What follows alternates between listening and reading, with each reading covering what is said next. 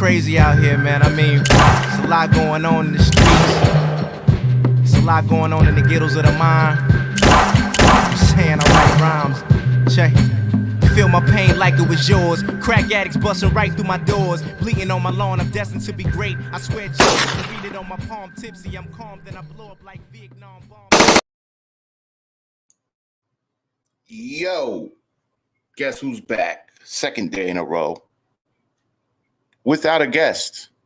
Unfortunately, mine bailed on me. Not sure why, but it's all good. We'll make it without him. I ain't no pussy.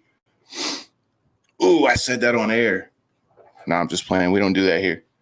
So yeah, as you know, this is a Shoot the Breeze production, or brought to you by Shoot the Breeze. Come on, you know what time it is. So you can like us on Facebook, follow us on Facebook, Shoot the Breeze, or you can get us on Twitter at STBPodTV. You can listen to our podcast. This isn't a podcast yet. Haven't really got that organized yet, because I don't really know the identity of the show yet. But at Anchor FM, or my personal favorite, Breezy's personal favorite, Apple Podcasts. That's your spot. If you ain't got an iPhone yet, guess what? You're behind the times. But it's cool. I just got with the times. So we're good. Email us at shootthebreezepodtv@gmail.com. Boom. Don't have a number for you to call yet, because I don't care about your opinions. But for all this dope apparel, check it out. Boom. Shoot the Breeze apparel on Teespring. Anyway, you got that out the way. How's everybody doing tonight? All 5 of you that are watching right now. We start with the news, and breaking news today: the entire world has gone bitch. There are no penises left. Hate to break it to you. Even mine is gone. It was chopped off. I was walking. Somebody just came and chopped it off and threw it in the garbage can. And unfortunately, it can't be reattached. So I got to start wearing dresses now, because that's the trend, right? Yeah. So anyway, I was reading on ESPN today, because I follow them on like Instagram, and some female athlete, I don't know her name because I don't watch female sports. Sorry. Just not interesting to me. She was complaining about, was it Draymond Green? Let me pull it up real quick. So, Megan Rapinoe. I'm assuming she plays soccer, because that looks like a soccer jersey. And her hair looks like she's the mayor of South Park. Anyway, so apparently Draymond Green made a comment saying that like women are just making complaints instead of taking action towards equal pay and investment in women's sports. And her response was, you obviously showed your whole ass and not even understanding what we all talk about all the time. You don't think we asked for more money? I mean, what are we screaming about nonstop?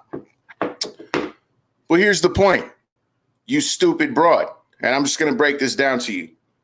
You can scream until you're blue in the face, but if you're not putting asses in the stands, nobody gives a shit. And that's just the cold, hard truth. I'm not saying women aren't talented. It's not what I'm saying. But if I were to be selling weed and trying to do it at Coke prices, I'm not going to do so well. Men's sports have just historically done better. That's just the way it is.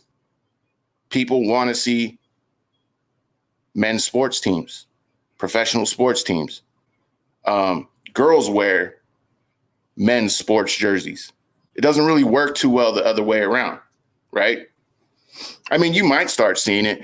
I was going through, because, we just did a gender reveal the other day, and I'm not into those. It's just not my thing, right? So I started kind of like watching videos on them today to kind of see what the hype was about. And a lot of people are into them. But here's the reason I'm not into them, is because all the guys that were into it were like Metzafanuk, like they're They're not alpha males. Let's just put it that way. There was a dude that basically said on camera, he's like, I'm excited. I just have resting bitch face. A man said that. How he managed to knock up another woman, don't ask me, because this is what the world has come to. Men saying they have resting bitch face. Men have, and that's the title of this episode, resting bitch traits. That's what a lot of the male species have nowadays. It's okay to be. No, I'm not gonna sugarcoat that. It's okay to be a bitch now, basically. Like, that's the cool thing. Apparently, it's toxic to be alpha, or, you know, what men have historically been for the last 6,000 years. It's not okay anymore. It's toxic, right? Toxic masculinity is what they call it. So yeah, this is the kind of dudes that are raising boys, unfortunately, now. So don't call me when mine starts bullying yours. You know, it's your fault. You did that. Just kidding. I ain't going to teach my kid to bully, but I'm not going to get that mad at him if he starts doing it, because you're basically asking for it, acting the way you are. Everybody's going around snitching now. Like, you got, fuck's his name? Teriyaki 6ix9ine. Like, the fact that guy still has a career wouldn't have happened in my day. And here I am again, the old guy saying my day, you know, but it wouldn't have. That dude probably wouldn't even be alive. Here's my problem with that. If you're going to live a criminal life and do all that, you have taken it upon yourself not to snitch. That's just, you've agreed to that. That's an unwritten agreement, unwritten rule. He doesn't get a pass for me because and I'm sure, like, he's given reasons. Don't ask me to hear him, because I don't really care. If you participate in criminal life or pretend to participate in criminal life, you shouldn't be able to snitch. And shame on the federal government for that. You know, you're giving guys passes to, you know, be a stool pigeon while other guys are going to prison for having honor, you know. And I'm not saying that all the guys who go to prison are honorable dudes, but hey, they're not snitching and making millions rapping about it, if you could call that rap. I don't. But yeah, that's the kind of male that we're bringing up in the world nowadays. And for some reason, being a man is toxic. It's a little bit ass backwards, if you ask me. That's just me, though. Who the fuck cares about my opinion? I don't even care about my opinion. So what we did today is we did something we did similar last night. Last night we talked about the greatest groups in hip hop.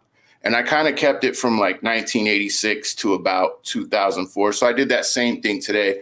We're talking about factions in hip hop. What I mean by factions, I'm talking about like these little offshoot labels that rappers start. So we're going to go ahead and just jump right into the first one, which I didn't get as many votes as I did yesterday, but doesn't matter. I got percentages. So yeah, the first joint I did, this one just, it doesn't even seem fair. Shady Aftermath versus Murder Inc. And I understand that, like, that just, you know, we know who won that battle, right? But you got to remember, Murder Inc. was a powerhouse, like a big one. You're talking Ashanti, Ja Rule was like, he was hot for years. He was also doing songs with like J-Lo. Don't ask me to know about the rest of his body of work, because I don't. Well, he was on Can I Get It with Jay-Z. I know him, DMX, and Jay-Z, like there was an idea for them to be in a group together. I don't know if I would want to hear Ja Rule. I don't really want to hear Ja Rule, period, but next to DMX, no. Because he was always a wannabe DMX. He always got that kind of wannabe Tupac title, but I don't think tying a bandana around your head makes you a wannabe Tupac. He just sounded way too much like DMX. But the percentage on that one was pretty simple. It was 75-25. Yes, Murder Inc. actually got some votes, which I'm not mad at, because they were a powerhouse. So 75-25, Shady Aftermath. The next one, a little bit bigger. I could have done the Bad Boy versus Death Row, but I didn't want to because most people are just going to be biased about that. They think it's about the Big versus Pac thing, and I didn't want to do all that. So Death Row versus Ruthless. And I know that seems kind of unfair as well, but you got to remember, like, I'm saying from 86 to 04. So, the guys that Death Row had, Ruthless also had. They also had Dre for a while, from 86 on to like 90, 91, whenever he left. Now, I personally believe, in my opinion, yes, Death Row wins this. This one's also 75-25. I believe that Death Row wins this one simply on the strength that they had a lot more. They had a bigger body of work. Dre's better work started coming when he went to Death Row. He did amazing work with NWA, but NWA kind of fell off to me after Ice Cube left, which was after the first album. So 75-25. And yes, Ruthless got votes. And it's kind of a trend with the same person who, the same couple of people that like Murder Inc., Ruthless. I think this person just kind of leans toward the less favored. This one was interesting, though, because it was hard to come up with two labels that were out at the same time and kind of competing with each other.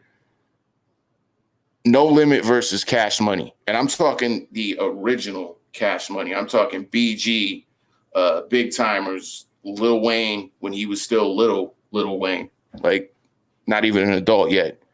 But he also wrote his first hit song at like 15 or something like that. Bling Bling. If you don't know it, where have you been for the last 30 years? But No Limit was also, they were big. The late 90s. Kind of amazes me that Master P made as much money as he did, because it's not like they were doing crazy numbers. I remember like it was just kind of a fleeting thing. I remember people were wearing like camo for a while and kind of jumping on the trend. And then I feel like where they messed it up though was they flooded the market, oversaturated it a little bit. So I remember seeing them on wrestling, all kinds of stuff. But Cash Money, and the reason why I think they should win this one, which they did, 60-40 Cash Money. I feel like their work still shows. Like, you have Lil Wayne, who is in the conversation for greatest rapper of all time, which I don't feel like he belongs there, but he's up there. I'm not saying he's not talented. I just think there's a lot of guys better than him that deserve that credit, but he did do amazing work. Don't get me wrong. And I just got into Lil Wayne like a couple years ago. I wasn't when the big wave came and like the Carter 4 and all that. I wasn't a fan. And I think it was just bitterness that people were even considering him. But, I started listening to it, and there were some songs and some verses that were just undeniable. So I agree that Cash Money wins that because their presence is still felt in hip hop today. But back then they were a powerhouse. When Bling Bling came out, you heard that everywhere. Not only did you hear it everywhere back then, I saw it on a billboard for like K Jewelers or something a few years ago. I never thought I would see that. Like professional multi-million-dollar companies are using that term now. That was coined by Lil Wayne wrote it, I think. I think that was him that came up with it. So Hold on, that was my guess. Let me send him a text real quick.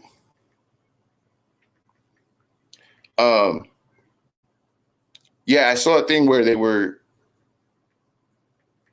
were talking about how he came up with that, and it literally just kind of fell out of his mouth, like bling bling.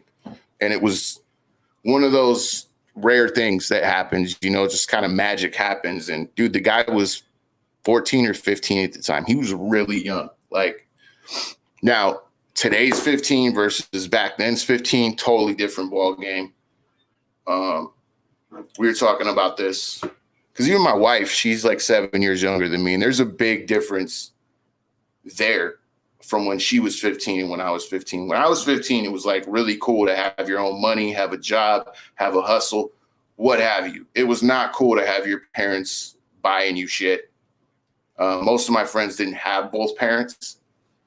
We kind of fended for ourselves in a lot of ways, but it's a different ball game now. Like, kids having jobs is a rare thing. And I have to catch myself because sometimes when I see a kid with a job, I'm like, yeah, man, good job. But you don't deserve a pat on the back for fucking earning a living. I'm sorry. But this is the next one. This is where it gets a little bit into unfamiliar territory, if you will. Because if you're not a huge hip hop fan, or we're like a preteen,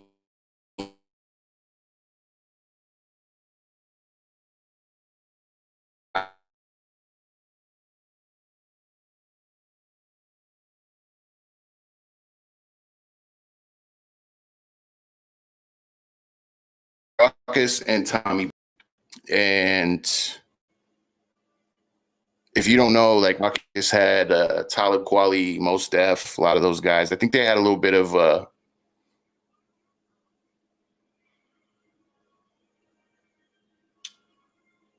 I would have to go back and look at their roster. There was a lot of different artists that went on to do better things. But Tommy Boy, and we're talking the 90s again, remember this, Ruckus had their shot. Like, they started kind of blowing up in the late 90s. Tommy Boy was killing the mid 90s, and one song did it for Tommy Boy. I mean, they had a lot of different artists, but one song put Tommy Boy just through the roof, which was Gangsta's Paradise by Coolio. Having that guy, I don't know if you guys remember, but Gangsta's Paradise was like the biggest song, it felt like, ever back then. It still is to this day a really good song. It gets a little bit cheesy because you've heard it so many times, but it was connected to the movie Dangerous Minds and the TV show. A lot of people forget about the TV show. There was a TV show, and you heard that song in the opening credits of it. But yeah, I feel like they won that one, and they did 80-20. So, not bad. I mean, I was actually surprised that people remembered or recognized Ruckus, who was dope. But I will say this, Ruckus had a better logo for their label. And if you don't know, it's very New York. It was that razor blade. Look, I see some of you watching, and if you're commenting and I'm not responding, it's probably because you're commenting on Facebook, and for some reason I can't see Facebook comments on here.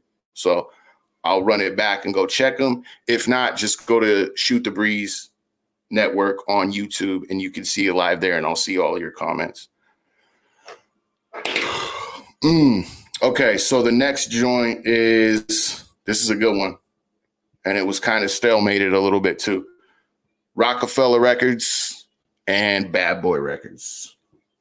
And you would think that would be an easy one because Biggie, right? But what's up, baby? Yeah, I'm doing a show right now. I can see everything on the wall. I know. Say hi. Go sit with mommy. Huh? Go sit with mommy. Hi, I was in there. Okay, go watch your show. Shut the door though, so I don't hear the show, okay? All right, yeah. Anyway, so we got Rockefeller Records and Bad Boy Records. Like I said, you'd think it would be easy because of Biggie. And it kind of is, because you also had Craig Mack, you had Mace, but we're also going to 2004, and Bad Boy had some really good one-hit wonders in there. Talking Black Rob, Shine. I can't remember that group's name, but they had the show as well, Making the Band, which was, I actually love that show. I don't care what anybody said. And there were some nice rappers in that. The dude from Miami was dope. Babs was dope. Ness was cool. I wasn't a big fan of Dylon, not just because he was annoying. I just didn't think he was that talented. The other guy too, Chopper, wasn't a huge fan. He was funny. He was good for entertainment. But so this one's 50-50, which is crazy because I thought Bad Boy was in the lead for a while. But I think a lot of people also remember that some of the greatest hip hop albums came out. Like Jay-Z was on a mission in the mid to late 90s. 96, he came out with Reasonable Doubt, arguably one of the greatest hip hop albums to ever grace our ears. You had Volume 2, you had Hard Knock Life, you had the Dynasty album. It was just nonstop. And then you go into like Blueprint 2, and this is all, remember, all the way to 2004. Kanye West was starting to come out, as far as a producer. And then as a rapper, I think he came out in 2003, 4. So he's right in there. So yeah, it was a close race. And I'm not mad at that, because I feel like after Big was gone, there wasn't a lot left for Puff to do. I think he was just kind of scrambling, trying to find the next big. He really screwed over Craig Mack too. If that story's true. Lil Kim, Junior Mafia. Junior Mafia was dope. I don't care what anybody says. They had a really good album. This one's another one too that's at a stalemate. I had to put Shady and Aftermath against each other because which one had the better camp or the better roster? And I thought this would be an easy one, but it's stalemated, which is weird because Shady kind of put out some corny shit. And I'm not mad at Eminem or his label for any of the work they did. It's just some of it was corny. Aftermath, they had Rakim on the roster. They had Busta Rhymes. I think Ice Cube was attached for a little while. Eve. Eminem was also on that roster. So I gave it to Aftermath, but that one's 50-50 as well, which is crazy. Because we're talking from 86 to 04. So, Aftermath didn't start until the late 90s. But I think the only major thing to really come out from Shady other than Eminem was 50 Cent, which was a huge deal. And I get that. But yeah, I don't know. Stalemate. All right, next one. It's all people's opinions. Don't get mad. I ain't mad at it. If it was that serious, I would just not give them the option. I'll do it like I did the last one last night and then the last one I did today. The next one I wanted to do the parent labels as well. This one I felt like was really easy, but it's 75-25. Noise, please. Damn, man. Nobody respects what the fuck I'm doing in here. Okay. I'm on a show right now. Def Jam and Interscope. Sorry, that was really unprofessional, but that's what happens. 75-25 Def Jam. Not surprised that they won. I'm actually surprised Interscope got any. But then, I started remembering that Interscope also they were basically the guys that saved Dr. Dre from his deal with Ruthless. They put Death Row on the map. So I get it, but come on, man. Def Jam, there wouldn't be a hip-hop label if it wasn't for Def Jam. So, yeah, Def Jam wins 75-25. This one, didn't get as many votes. Yeah, they are, Andy. Let me hold up. Where we at? Right there, brother. We're all on Teespring right now. As far as like this show's apparel doesn't have its own yet. This is just the parent company, Breezy's company. Well, I'm a part of it too. I'm a producer here. You know, I'm helping them get this thing off the ground. But yeah, just go to Teespring, type in Shoot the Breeze apparel, and we got all this stuff. All the way down to like socks, man. Baby clothing. It's all there. But yeah, so the next joint, this is where we're at. We got Koch Records and Rap-A-Lot Records. Now, this one didn't get as many votes because I don't feel like a lot of people know who these labels are. Like, if you don't know who Rap-A-Lot is, I'm surprised they don't have a movie about these dudes. Jay Prince is like Vito Corleone. Sorry about the noise. Jay Prince is like Vito Corleone in rap. Everybody respects him. 67-33 Rap-A-Lot. Now, it's a little bit surprising because Koch Records had a lot of the Wu-Tang members that wanted their own like solo deals. It had Mobb Deep, I think, for a little bit. Prodigy, I know, had his solo deal with them.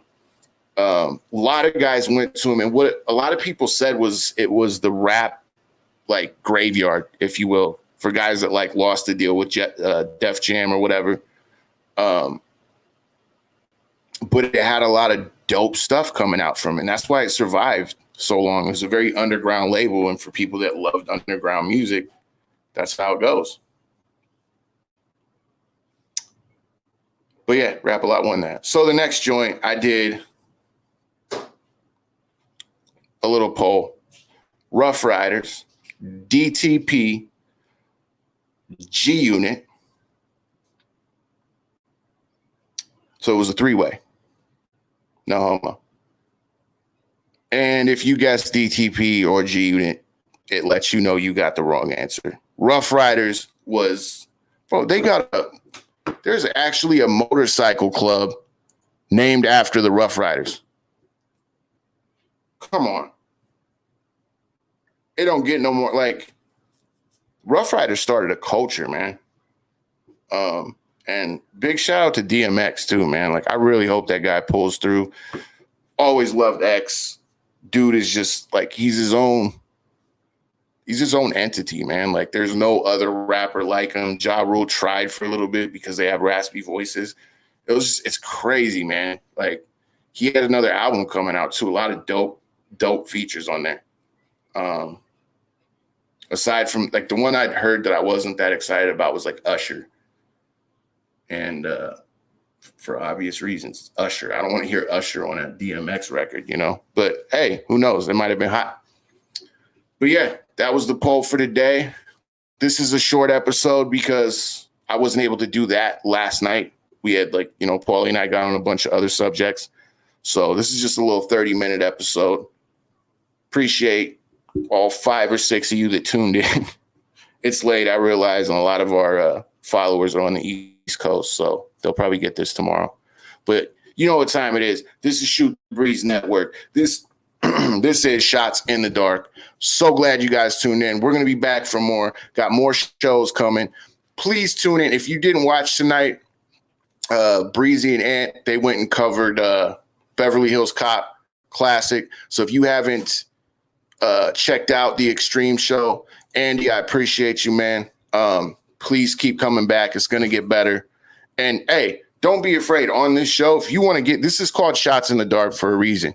If you want to give me a topic for me to talk shit about, that is what I do. I'm Mr. Controversy, aka Mr. Sensitivity. I will bring up any topic. I will talk about any topic. If something pissed you off today, let me know, and I'll make you laugh about it. Trust me, because that's what I do.